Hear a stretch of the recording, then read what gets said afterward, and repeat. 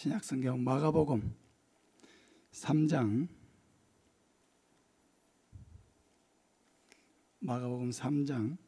13절에서 19절까지 말씀입니다.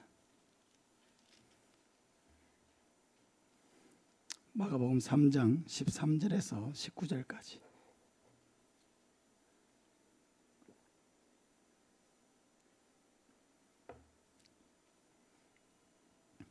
교도하겠습니다. 또 산에 오르사 자기가 원하는 자들을 부르시니 나온지라.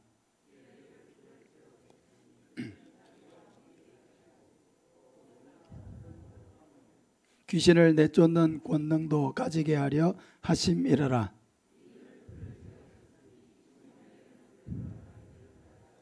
또 세베대의 아들 야고보와 야고보의 형제 요한이니 이 둘에게는 보아느게 곧 우레의 아들이란 이름을 더하셨으며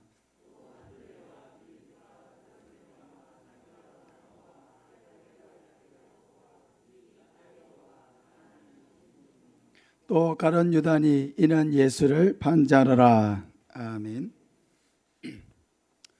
예수님이 창설하신 전도 특공대라는 제목으로 말씀을 전하겠습니다.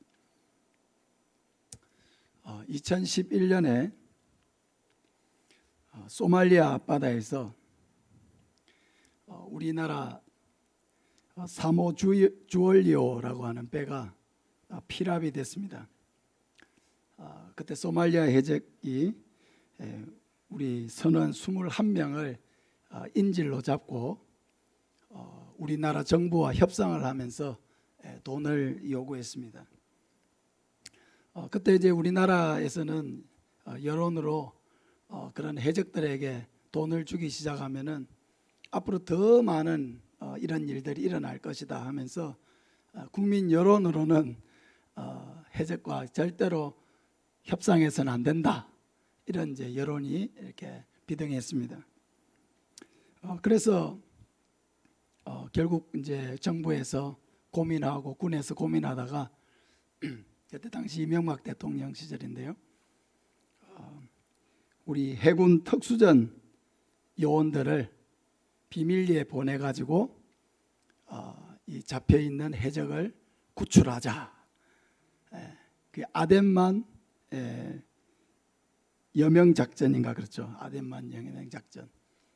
그렇게 해가지고 우리 특수전 요원들이 비밀리에 침투를 했는데 1차 침투 때 우리 군인 몇 사람 정도, 한 3사람 정도가 부상을 당하고 구출하지 못했습니다. 1차 때. 그리고 2차 때 다시 이제 침투를 해가지고 그 해적들을 완전히 이제 소탕하고 대부분 8명은 사살하고 5명은 바다에 빠져서 실종되고 이제 5명은 이제 인질로 이제 사로잡았죠. 생포했죠.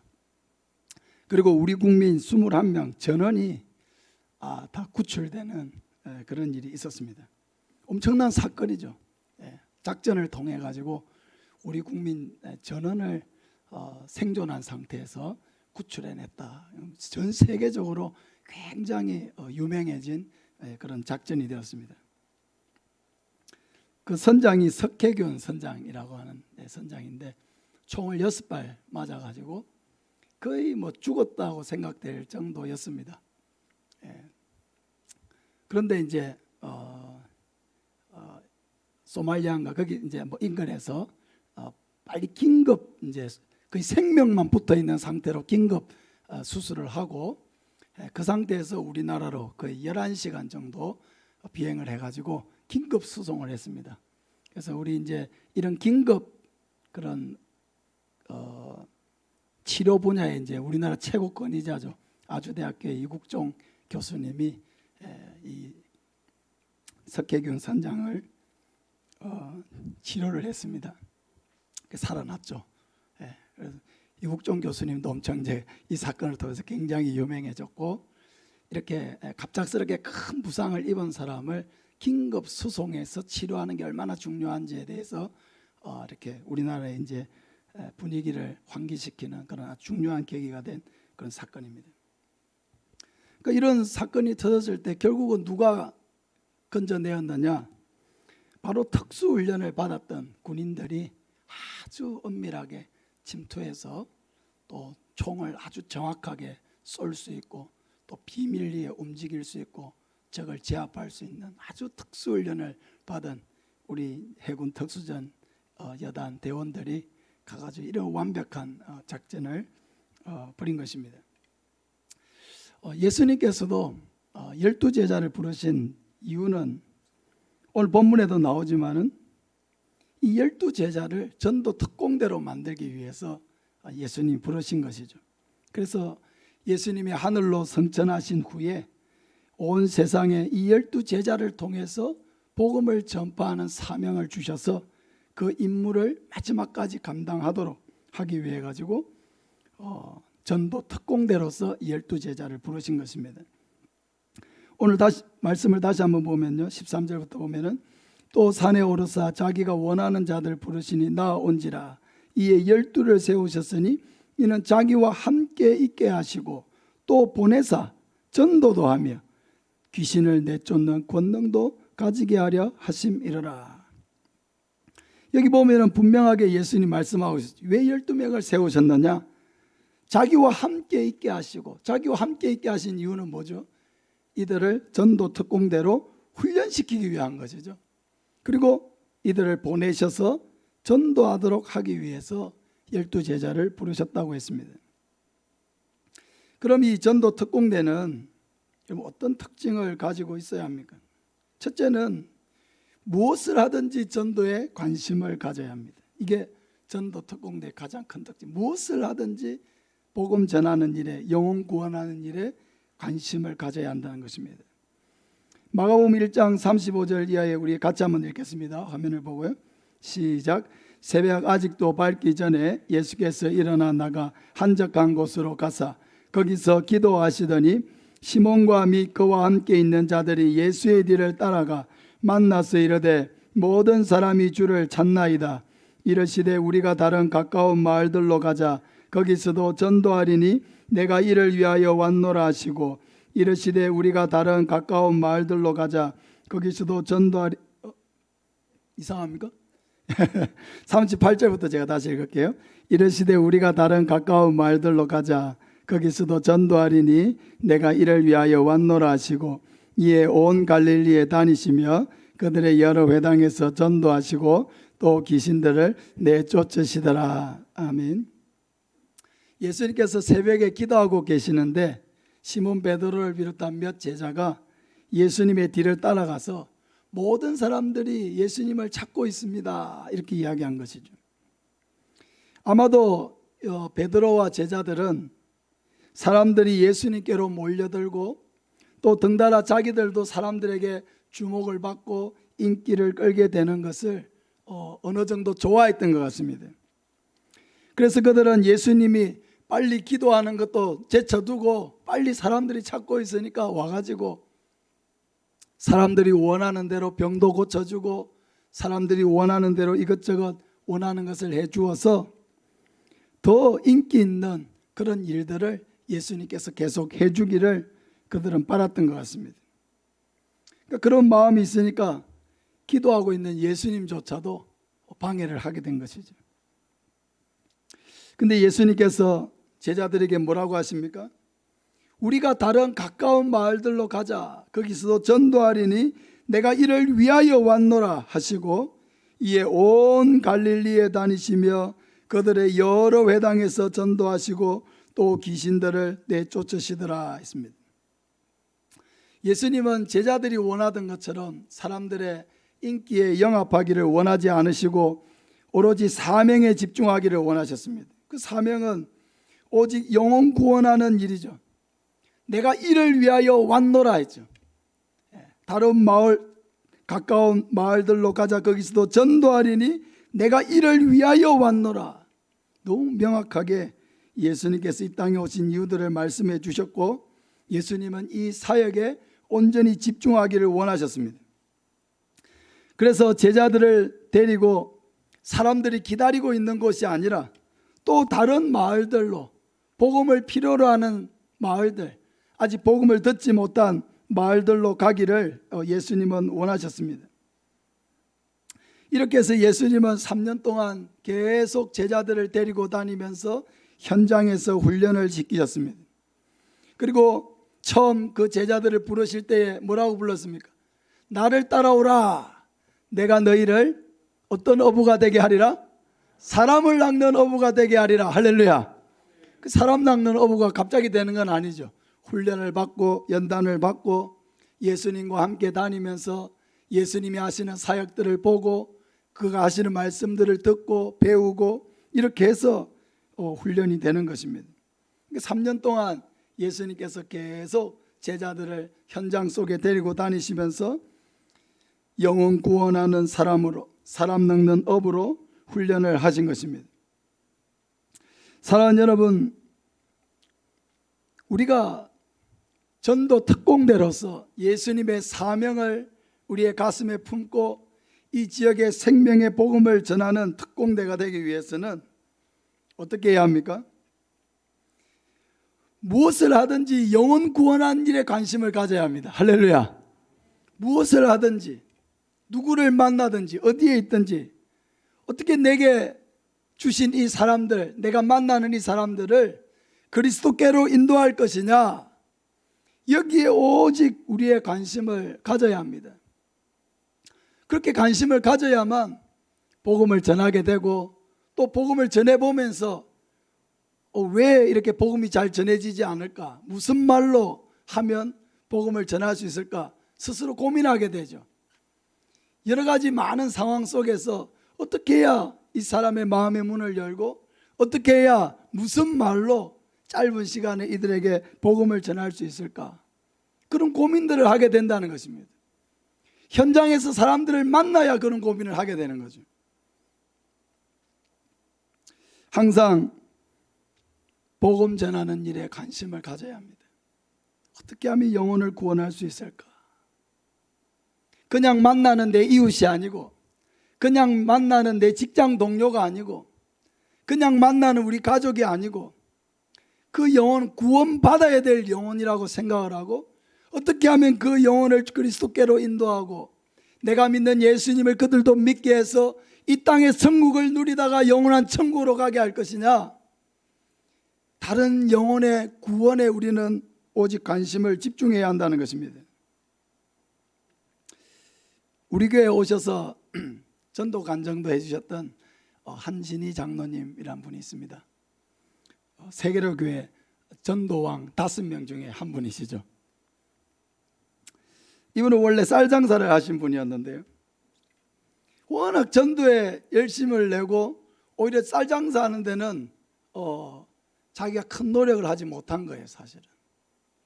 근데 간증을 하시면서 하나님의 일에 집중하니까 하나님이 나를 도와주시더라 하는 그런 간증을 하면서 무슨 얘기를 하냐면, 자기가 이제 쌀을 싣고 어디에 가고 있는데 차에 이제 어떤 쌀 주문하는 그거에 대해서 이렇게 광고를 붙여놨겠죠. 자기 전화번호를 붙여놨는데 고속도로에서 자기 차를 보고 전혀 자기와 모르는 사람인데 고속도로에서 자기 차를 보고 전화를 해가지고 쌀을 굉장히 많은 양을 쌀을 계속 우리 식당에 공급해 줄 수 있겠느냐, 그런 연락이 왔다는 거죠. 전혀 생각지도 못했고 전혀 인맥도 없는, 전혀 알지 못하는 그런 관계인데 그런 연락을 받았다고 했습니다.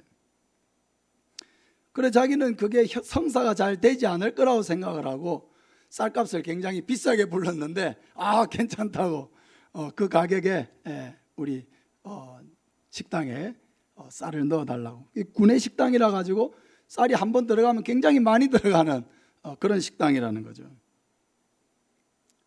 그래서 자기가 그러한 간증들을 하면서 내가 하나님께서 기뻐하시는 일들을 하니까 하나님께서 오히려 나의 일을 해주시더라, 그런 고백을 하는 것을 들었습니다.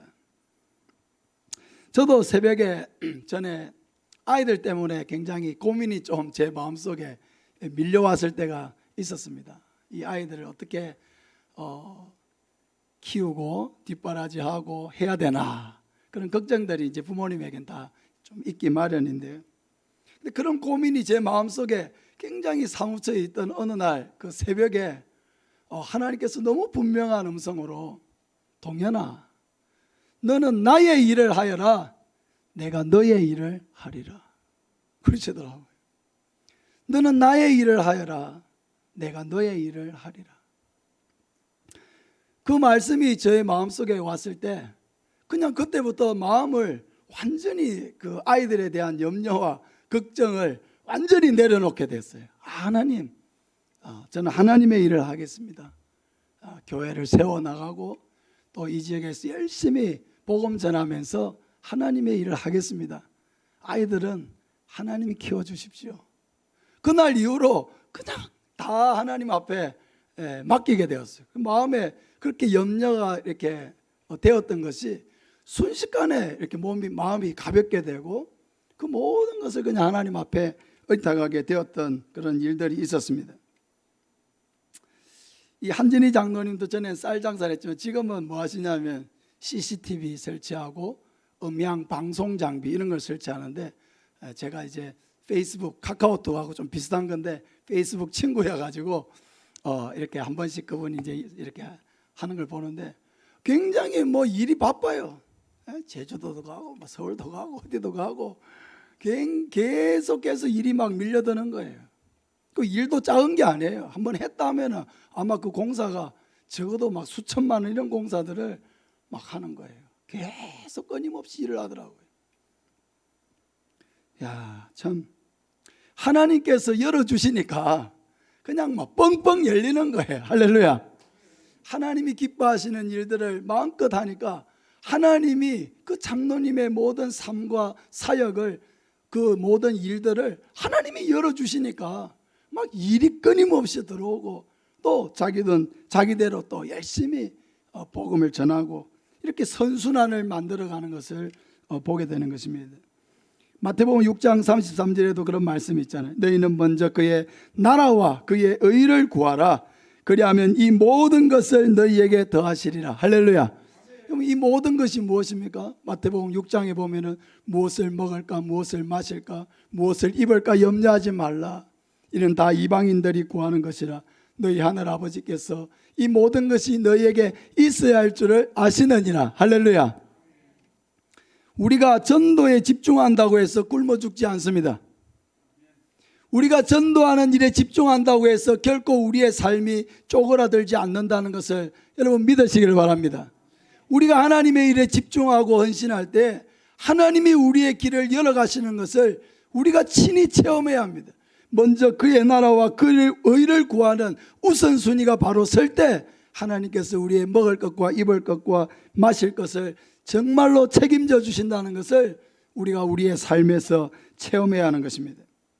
전도 특공대는 무엇을 먹을까 마실까 입을까에 집중하는 사람들이 아니고 먼저 그의 나라와 그의 의에 집중하는 사람입니다. 그리하면 하나님께서 자기 일꾼들이 먹을 것과 입을 것을 다 공급해 주시는 것입니다. 두 번째로 전도 특공대는 훈련을 받아서 전도하는 일에 목숨을 거는 사람들입니다. 마가복음 8장 35절에 누구든지 자기 목숨을 구원하고자 하면 잃을 것이요 누구든지 나와 복음을 위하여 자기 목숨을 잃으면 구원하리라. 우리 같이 한번 더 읽겠습니다. 누구든지 자기 목숨을 구원하고자 하면 잃을 것이요 누구든지 나와 복음을 위하여 자기 목숨을 잃으면 구원하리라. 누구든지 자기 목숨을 구원하고자 한다라고 하는 게 무슨 말이냐면요, 지금 예수님께서 이 말씀을 주실 때도 마찬가지지만 예수님이 성천하신 후 초대교회 제자들이 사역할 동안에는 엄청난 기독교의 박해가 있었던 그런 시대였지 않습니까? 적어도 AD 313년까지는 기독교의 엄청난 박해 기간입니다. 이 박해 기간에 자기 목숨을 구원하고자 한다는 게 무슨 말일까요? 어떻게 하면 자기 목숨을 구원할 수 있습니까? 예수님을 부인하면 자기 목숨을 구원할 수 있는 거예요. 예수님을 믿는다고 하면은 목숨을 잃어야 되는 시대고요, 자기 목숨을 구원하기 위해서는 예수님을 모른다고 부인해야 자기 목숨을 구원할 수가 있는 거예요. 그런데 어떻게 됩니까? 자기 목숨을 살기 위해서 예수님을 부인하게 되면 결국 어떻게 됩니까? 잠시 생명을 연장할 수는 있지만은 그 영혼이 영원한 지옥의 형벌을 받게 될 것입니다. 근데 누구든지 나와 복음을 위하여 자기 목숨을 잃으면, 말하자면 복음을 위해서 순교까지도 감당한다면, 이런 말이죠. 우선 당장은 내 생명이 위태롭다고 느끼겠지만 영원한 천국을 얻게 될 것이다, 그런 말씀이죠. 사랑하는 여러분, 정인이라고 하는 말은 순교자와 같은 말이죠. 우리 정인 이렇게 할 때 헬라어로 마르투스거든요. 우리 한번 따라합시다. 마르투스. 마르투스는 정인이에요. 근데 정인인데 동시에 누구냐? 순교자예요. 순교자도 마르투스예요. 정인도 마르투스. 무슨 말입니까? 이 예수님의 복음을 마지막에는 어떻게 증거해야 돼요? 자기 생명을 다해서 증거하는 거예요. 그 정의는 결국 순교자가 되는 것입니다. 핍박의 시대에는 어쩔 수가 없는 거예요. 정의는 핍박의 시대에 순교자가 되는 것입니다. 여러분, 우리도 지금 예수님을 믿고 구원을 받고 참 믿음 생활을 하고 있지만은 1800년대 후반에 이렇게 기독교가 우리나라에 들어왔는데 우리나라에 올 때까지 1800년이 넘게 걸렸습니다. 거의 1900년이 걸렸습니다. 예루살렘에 시작된 복음이 우리나라에 오는데 1900년 정도가 걸린 거예요. 어떻게 우리나라까지 왔습니까? 그 복음이. 그 엄청난 핍박을 뚫고 어떻게 복음이 살아서 전 세계로 퍼져나갔습니까? 로마에서 기독교를 받게 했던 그런 것들을 보면은 너무너무 잔인해요. 엄청난 상상도 할 수 없는 그런 고문들이 이루어지고 비참하게 사람을 죽였어요. 전에 얘기했잖아요. 손톱을 뽑아서 죽이기도 하고 피부에 가죽을 다 벗겨서 죽이기도 하고요. 끓는 기름에 던져서 죽이기도 하고 나무에 매달아서 태워 죽이기도 하고요. 또 어떤 아주 양철 통 같은 데다가 담아가지고 못을 박아서 죽이기도 하고요. 상상도 할 수 없는 끔찍한 그런 핍박을 했습니다. 그 로마 핍박 300년 기간이에요. 그런데 이상하게도 핍박하면 핍박할수록 기독교가 더 많은 곳으로 더 많은 사람들에게로 확장되었다는 거죠. 그래서 AD 313년에 기독교를 로마에서 공인했을 때에 그때 공인하지 않을 수가 없었어요. 왜? 이미 AD 313년 되었을 때는 로마에서 기독교인이 80%가 넘었다요. 놀랍지 않습니까?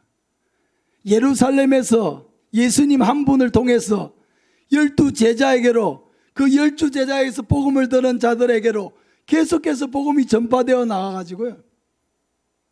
313년에는 로마 제국의 80%가 기독교인으로 바뀌었다니까요.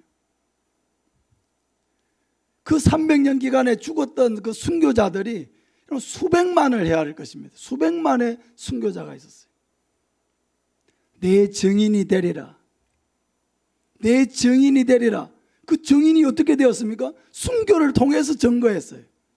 이 예수님만이 생명이고 구원이고 영생이라고 하는 것을 그들이 생명을 다해서 증거하니까 육신을 죽이는데 어떻게 저 사람들은 저렇게 죽음 앞에서 저렇게 태어나고 저렇게 웃고 저렇게 천국을 소망하고 저렇게 다른 사람을 축복하면서 죽을 수 있느냐? 그렇게 해서 많은 로마의 사람들이 예수님에게 오히려 더 관심을 갖고 정말로 사람들이 저렇게 죽을 수 있는 진리라고 하면 저것이야말로 진짜가 아니냐. 그렇게 해서 더 많은 사람들이 예수님을 믿게 된 것입니다. 복음이 우리에게까지 전파되기까지 여러분 수백만을 헤아리는 또 1800년 동안에 전 세계에 수천만에 헤아리는 그런 엄청난 순교자들이 있었기 때문에 그 복음이 우리에게 왔다는 것을 여러분 꼭 기억하시기를 바랍니다.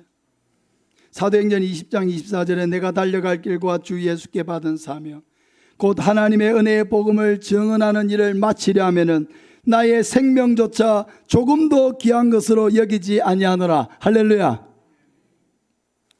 내가 달려갈 길과 주 예수께 받은 사명, 그 사명이 뭡니까? 곧 하나님의 은혜의 복음을 정언하는 일, 마르투스가 되는 일이죠. 정언하는 일을 마치려 하면은 나의 생명조차 조금도 귀한 것으로 여기지 아니하노라. 많은 깨어있는 그리스도인들이 바울에게 예루살렘으로 올라가지 말라고 했습니다. 올라가면 반드시 사로잡히게 될 것이다. 그때 바울이 바로 밀레도에서 에베소 장로들에게 이 고백을 한 것이죠. 내가 달려갈 길과 주 예수께 받은 사명, 곧 하나님의 은혜의 복음을 증언하는 일을 마치려 하면은 나의 생명조차 조금도 귀한 것으로 여기지 아니하노라. 바울은 이 고백을 하고 예루살렘으로 올라갔습니다. 정말로 유대인들에게 고발을 당해가지고 사도 바울이 결박을 당하고 가이사랴 감옥에 2년을 갇혀 있다가 분위기가 이제 좋지 않았죠. 예수님도 죄가 있어서 죽은 것이 아니고 어떻게 죽었습니까? 유대인들의 그런 여론이, 십자가에 못 박으라는 여론이 형성되니까 빌라도가 밀란이 일어날 것을 두려워해서 죄 없는 예수님이 죄가 없다는 것을 알고도 어떻게 했습니까? 십자가형을 취했지 않습니까? 그러니까 바울도 그런 분위기를 느낀 거예요. 아, 내가 여기 있으면 내가 정당한 재판을 받을 수가 없겠구나. 그래서 바울이 어떻게 합니까? 가이사에게 상소를 하죠. 로마 시민권을 가진 사람은 오늘날처럼 우리가 법원에서 3번 재판을 받을 수 있잖아요. 대법원까지. 그 로마 시민권자는 3번 3심제 재판을 받을 수가 있기 때문에 바울이 가이사에게 내가 재판을 받겠다 하면서 로마로 그렇게 가게 된 것입니다. 결국 로마에 압송되어 가서 가택 연금 상태로 바울이 복음을 전하다가 한 2년 정도 풀려나서 복음을 전하다가 이제 네로 황제의 박해 때 붙잡혀 와서 AD 68년에 순교를 당하게 되었습니다. 바울의 끝은 어떻게 보면 인간적으로 보면 너무 참담하죠. 한평생 복음을 전했으면 그래도 죽기 전에 노년에 뭐 5년이라도 단 몇 년이라도 좀 따뜻한 집에서 좀 이렇게 남보기에도 좀 이렇게 호강하면서 그렇게 생애를 마치게 하면 얼마나 좋았을까. 근데 그렇지 않았어요. 바울의 마지막은 뭐였냐면 마지막 몇 개월은 그 마메틴 지하 감옥에 갇혀서 겉옷도 이렇게 잡혀올 때에 드로아 가보의 집에 내 겉옷을 가져오라고 했는데, 그죠? 그런 말을 했잖아요. 디모데후서에. 겉옷을 챙겨오지도 못할 정도로 급하게 끌려왔단 말이에요. 그러니까 지하 감옥에 갇혀있을 때 굉장히 추위에 떨었습니다. 몇 개월 동안 바울은. 그리고 마지막에 바울은 로마 시민권을 가졌기 때문에 십자가형에 처해지지 아니하고 참수형을 받게 되었습니다. 베드로도 네로 황제의 박해에 순교를 당했는데 베드로는 유대인이죠. 로마 시민권자가 아닙니다. 그래서 십자가형에 처해졌고 나는 예수님처럼 똑바로 매달릴 수 없다 해서 거꾸로 매달려서 십자가에 처해졌고요. 사도 바울은 로마 시민권자이기 때문에 십자가형에 처해지지 아니하고 참수형으로 그렇게 순교를 당했습니다. 그러나 참 베드로나 바울이나 복음을 전하고 그 복음을 전한 마지막은 정말 비참한 죽음처럼 보였지만은 그들이 전한 이 복음이 전 유럽을 여러분 변화시켰고요. 그럼 미국을 변화시키고 캐나다, 호주 다 변화시키고 또 그렇게 복음을 먼저 받았던 영국, 미국, 호주 선교사들이 또 우리나라에 다 와가지고 이렇게 복음을 전함으로 우리도 이렇게 예수님을 믿게 되고 이 하이멘에도 교회가 생겨난 줄 믿습니다. 하나님의 놀라운 역사죠.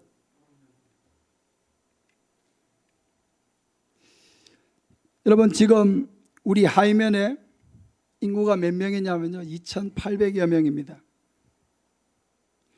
근데 신앙생활하고 있는 하이멘 인구는 하이멘에 있는 교회를 다 합쳐도 아마 우리 교회 성도님들 대부분 또 삼천포에서 많이 오시기 때문에 이래저래 다 해도 하이멘 성도만 치면은 한 100명 정도 될까요? 우리 교회, 월원교회 다 이렇게 합해도 100명 되겠습니까? 복음화율이요 2.8%도 되지 않아요. 2.8%. 한 대략 2.5%. 2.5%. 1000명에 25명 믿는 곳입니다. 완전 선교지죠. 여기는.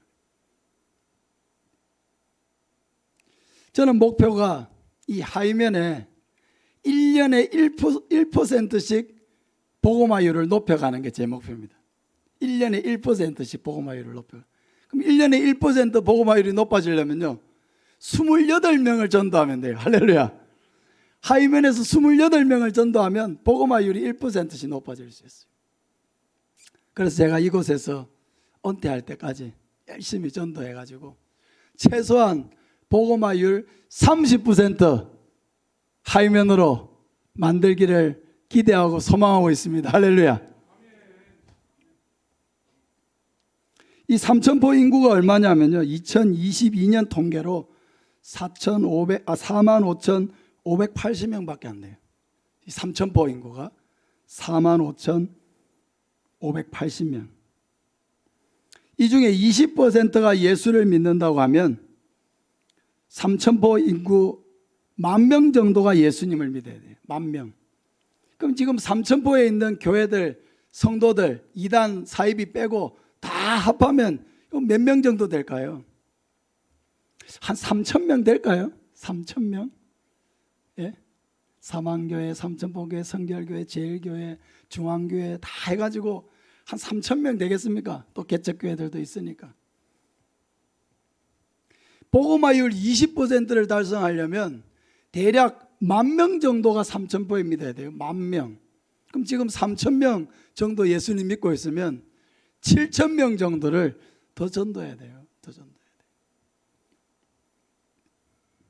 할 수 있을까요? 할 수 있을까요? 할 수 있을까요? 합시다. 할 수 있습니다. 할 수 있습니다. 여러분 예루살렘에서 예수님 한 분 12제자로 시작된 복음이 우리나라까지 왔다니까요. 우리나라까지. 할 수 있어요. 왜 할 수 있느냐? 그렇게 할 거기 때문에 할 수 있는 겁니다. 그렇게 하기 위해서 우리는 고군분투할 것이고요. 우리 교회 전도 특공대들이 나올 것이고 우리 한 사람 한 사람이 예수님의 제자들처럼 사람들에게 복음을 전하고 또 새 생명을 얻게 하고 정말 예수님만이 생명이라는 것을 이 지역에 다 전파해서 앞으로 25년 후에 그때가 제가 70살이 되는 해입니다. 만 70. 할렐루야. 그날이 빨리 안 오기를 바랍니다. 근데 시간이 너무 잘 가니까요. 그죠? 시간이 너무 잘 가잖아요. 제가 지금 벌써 하이웨이 온 지 6년입니다. 6년째. 시간이 너무 잘 가요. 벌써 지금 2월 셋째 주를 우리가 바라보고 있습니다. 2023년 성구 영신 예배드리가 엊그제 같은데 25년 많이 남았다 생각하고 대충 시간을 보내면요 아무 일도 일어나지 않아요. 저는 시간을 굉장히 귀하게 여깁니다. 어디 신방 가자고 우리 전사님 딱 하면은 3시 10분에 출발하겠습니다 하면 딱 제가 제가 제 방에 있다가 3시 10분에 출발하면 3시 9분 30초 일어나서 나옵니다. 딱 3시 10분에 딱 출발. 아주 내가 뭐 조금 늦을 때도 있죠. 늦을 때는 있지만 일찍 와서 기다리는 법은 없습니다. 딱 시간 정한 그 시간에. 왜 시간을 아껴야 돼요? 시간을 소중하게 여겨야 돼요. 1년 1년이 너무너무 소중해요. 송구 영신 예배만 드린다고 다 되는 게 아니에요. 1년을 알차게 보내고 송구 영신 예배를 드리는 게 의미가 있는 거예요. 아무 일도 안 하고 대충 살고 드리는 송구 영신 예배는 의미가 없어요.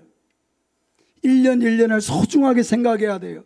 한 주간 한 주간을 소중하게 여겨야 돼요. 한 달 한 달을 소중하게 여겨야 돼요. 다시는 돌아오지 않습니다. 눈물을 흘리고 여러분 돈을 수억만큼을 줘도 1년을 돌이킬 수가 없어요. 시간만큼 소중한 것은 없는 거예요. 우리는 이 시간을 결코 헛되지 보내지 않을 것입니다. 우리는 시간을 알차게 보낼 것이고요. 그걸 통해서 우리는 이 지역의 많은 영혼들을 구원하기 위해서 할 수 있는 대로 많은 사람들을 만날 것이고, 할 수 있는 대로 많은 사람들을 초대할 것이고, 그래서 예수 안에 있는 이 생명의 기쁨을 많은 사람들에게 나눌 것입니다. 사랑하는 여러분, 제가 가진 꿈이 조금 허황돼 보입니까?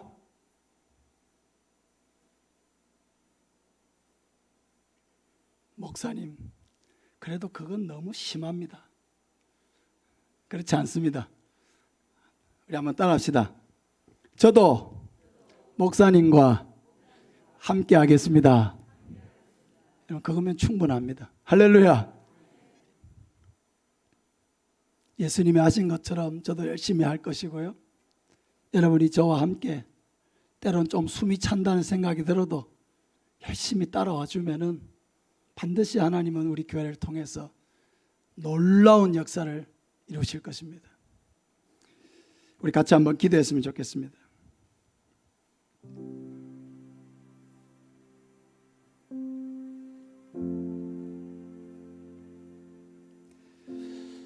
하나님, 우리 교회에 전도 훈련을 허락해 주셔서 감사드립니다. 이 훈련을 통해서 저를 마음껏 훈련하여 주시옵소서. 저를 전도 특공대로 훈련하여 주시옵소서.